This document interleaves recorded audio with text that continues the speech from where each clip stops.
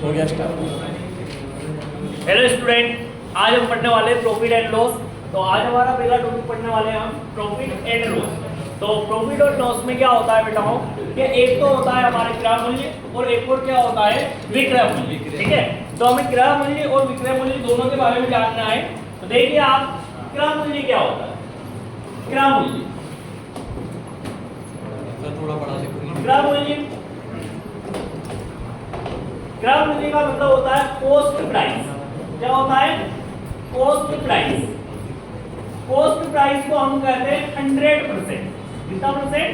100%। एक होता है हमारे विक्रय मूल्य।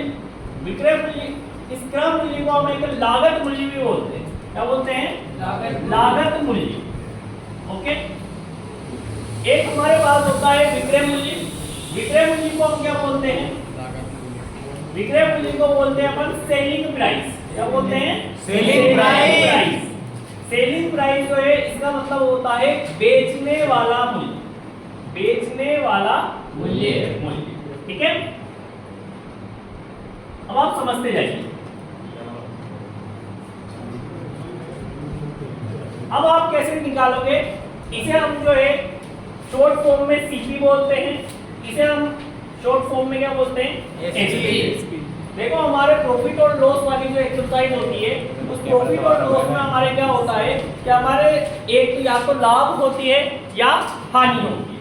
या तो लाभ होती है या क्या होती है? हानि होती है। अगर हमारे क्या होता है कि क्रय मूल्य जो होता है वो तो 100% होता है। ये बात याद रखिए कि खरीदने वाला मूल्य हमेशा कितना प्रतिशत रहेगा? 100% रहेगा, 100% रहेगा। और हमारे जो सेलिंग प्राइस होता है, जो एसपी होता है, वो किस टाइप से निकालेंगे हम कि हमारे अगर किसी भी चीज का क्या होता है? लाभ होता है। क्या होता है? लाभ होता है। तो हम क्या करेंगे कि लाभ प्रतिशत को 100 में क्या कर देंगे बेटा? ऐड कर देंगे। तो हमारा डायरेक्टली क्या निकल जाएगा? सेलिंग प्राइस निकल जाएगा। डायरेक्टली क्या निकल जाएगा? सेलिंग प्राइस निकल जाएगा। यदि हमें किसी भी वस्तु को बेचने पर अगर हमारे हानि होती है तो हम 100 में से उसे क्या कर देंगे?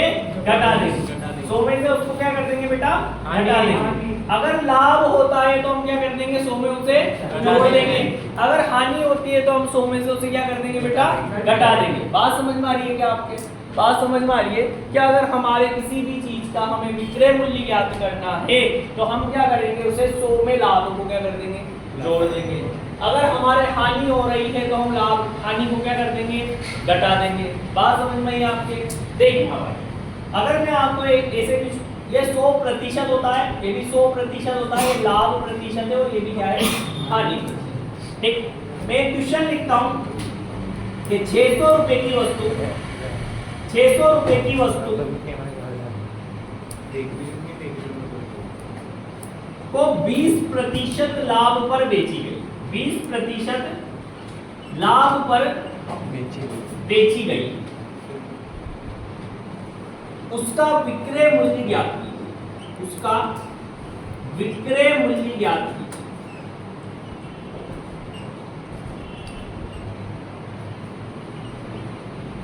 यह हमारा क्वेश्चन है कि 100 रुपए की वस्तु को 20% लाभ पर बेची गई, उसका विक्रय मूल्य ज्ञात करो। तो 100 रुपए की वस्तु है, मतलब इसका जो क्रय मूल्य है वो कितना है? 100 रुपए। ठीक है ना? 600 रुपए की वस्तु है, मतलब इसका जो क्रय मूल्य है, मतलब इसका कॉस्ट प्राइस जो है वो कितना है? 600 रुपए। कितना है? 600 रुपए। और हमने ये कहा था अभी ऊपर कि कॉस्ट प्राइस जो होता है वो कितने प्रतिशत के बराबर होता है? 100% के बराबर होता है। तो मेरे 100% बराबर कितना आ गया बेटा? 600 रुपए। कितने रुपए आ गया? 600 रुपए। अगर मैं इसकी एक जीरो से एक जीरो काट लेता हूँ, एक जीरो से एक जीरो काट लेता हूँ, तो 1% बराबर मेरे कितने रुपए आ गए? 6 रुपए आ गए। अब देखो मुझे क्या हुआ है? 20% क्या हुआ है? लाभ हुआ है। मतलब इसकी, इस वस्तु का सेलिंग प्राइस जो है वो क्या होगा कि 100% में क्या हो जाएगा? जुड़ जाएगा। ठीक है ना? अगर लाभ होता है तो वो 100 में क्या हो जाता है? जुड़ जाता है। अगर हानि होती है तो 100 में से क्या हो जाती है? घट जाती है। लाभ होता है तो 100 में क्या हो जाता है? जुड़ जाता है। हानि होती है तो 100 में से क्या हो जाती है बेटा? घट जाती है। मतलब मेरे इसका सेलिंग प्राइस निकालने के लिए मुझे इसमें इसका लाभ प्रतिशत को क्या कर देना पड़ेगा, जोड़ना पड़ेगा। तो सेलिंग प्राइस कितना हो जाएगा मेरे 120%। कितना परसेंट हो जाएगा, 120%। अब मेरे पास में 1% बराबर कितना है, 6 रुपए। तो 120% बराबर कितना होगा, तो मैं क्या करूंगा कि 120 को किससे गुणा कर लूंगा, 6 से। 12 को 6 से गुणा कर तो 12×72 और ये जीरो वैसी की वैसी आएगी। तो हमारे कितने रुपए की वस्तु होगी, वो 720 रुपए की। एक बार को समझिए, ये यूं कह रहा था 100 रुपए की वस्तु को 20% लाभ पर बेचा गया। 100 रुपए की वस्तु मतलब 100 रुपए में आपने उसे खरीदी है। आपकी वस्तु कितने की है, 100 रुपए। 600 रुपए की वस्तु को 20% लाभ पर बेचा गया, मतलब आपकी वस्तु को आपने कितने रुपए में खरीदा है, 600 रुपए में खरीदा है। 600 रुपए में खरीदा है, ये 600 रुपए इसका क्रय मूल्य है। क्या है इसका क्रय मूल्य है। तो कॉस्ट प्राइस 600 रुपए है और मैंने आपको प्रतिशत के रूप में बताया था कि कॉस्ट प्राइस जो होती है वो 100% के क्या होती है, बराबर। मतलब ये 100 रुपए जो इसका मान है वो 100% के क्या होगा, बराबर होगा। ये 600 रुपए जो मान है वो कितने प्रतिशत के बराबर होगा, 100% के। ये 2 जीरो से 2 जीरो कट गई तो 1% बराबर मेरे कितना आ गया, 6 रुपए आ गया। अब मुझे क्या निकालना है, इसका सेलिंग प्राइस निकालना है। सेलिंग प्राइस निकालने का तरीका क्या होता है कि यदि लाभ हो रहा हो तो उसे क्या कर देंगे, 100 में जोड़ देंगे। हानि हो रही होगा तो उसे 100 में से क्या कर देंगे, घटा देंगे। तो मुझे इसका क्या निकालना था, सेलिंग प्राइस निकालना। क्या निकालना था, सेलिंग प्राइस। तो सेलिंग प्राइस कितना प्रतिशत होगा, तो मैंने क्या करा, 100 में लाभ हो रहा था इसलिए सेलिंग प्राइस कितना है, 120%। अब 120% बराबर 6 है तो 120% बराबर कितना आ गया, कि 120 को मैंने 6 से गुणा कर दिया तो मेरे कितना आंसर आ गया, 720। एक और क्वेश्चन देखते हैं हम, देखिए एक और क्वेश्चन देखिए। ये कह रहा है कि एक वस्तु 800 रुपए में खरीदकर 800 रुपए में खरीदी गई, ठीक है, 800 रुपए में खरीदी गई, उसे 20% की हानि पर बेचा गया। 20% की हानि पर बेचा गया। कितने प्रतिशत की हानि हो रही है, 20% की हानि पर बेचा गया। तो उसका विक्रय मूल्य ज्ञात कीजिए। तो उसका विक्रय मूल्य ज्ञात कीजिए। इसका विक्रय क्या याद करना अपन को, विक्रय मूल्य। तो विक्रय मूल्य क्या करना, मुझे ज्ञात करना, ठीक। अब मेरे बच्चों हमें दे क्या रखा है, सबसे पहले तो उसे पकड़ना। क्या करना है हमें, कि हमें क्वेश्चन में दे क्या रखा है, हमें क्या दे रखा है कि 800 रुपए में खरीदी गई है।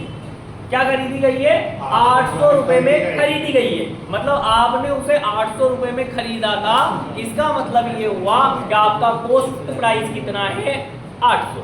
कितना है, 800। मतलब कॉस्ट प्राइस हमारे जो आया है वो कितना आया है, 800। कितने रुपए आया बेटा, 800। मैंने आपको शुरू में ही बताया है कि कॉस्ट प्राइस जो होता है वो कितने प्रतिशत के बराबर होता है, 100% के बराबर। कितने परसेंट के बराबर होता है, 100%। तो मैं इस कॉस्ट प्राइस को जो है 100% के बराबर लिख दूं। कॉस्ट प्राइस की जगह 100% लिख दूं, कोई दिक्कत है क्या, यहाँ तक कोई दिक्कत नहीं है। बराबर में 800 है तो मैंने 800 लिख दिया, कोई दिक्कत। कॉस्ट प्राइस की जगह मैंने 100% लिख दिया। 0 से 0 क्या हो जाएगी, 2 0 से 2 0, मतलब 1% बराबर मेरे कितना आ गया, 8 रुपए आ गया। 1% बराबर मेरे कितना आ गया, 8 रुपए। मेरे से यूं बोला गया है उससे 20% की हानि होती है। कितने आएगा, 20% की हानि होती है। मैंने आपको ये बताया है कि यदि विक्रय मूल्य जो है, यदि आपको हानि होती है तो आप 100 में से क्या कर दोगे, घटा दोगे। तो डायरेक्टली उसका क्या निकल के आ जाएगा, आपके सेलिंग प्राइस निकल के आ जाएगा। तो डायरेक्टली उसका क्या निकल के आ जाएगा, सेलिंग प्राइस। तो सेलिंग प्राइस कितना होगा, सेलिंग प्राइस। तो सेलिंग प्राइस कितना होगा, 100 में से मैं हानि को घटा दूं तो कितना प्रतिशत हो जाएगा, 80%। कितना प्रतिशत हो जाएगा, 80%। अभी मैंने आपको बताया कि 1% बराबर कितना मेरा बच्चा, 8। तो 100% सॉरी ये 80% बराबर कितना आएगा, तो 80 को मैं कितने से गुणा कर लूंगा बेटा 8 से 640, तो 8 आउटी 64 तो ये 640 समझ में आया? ओके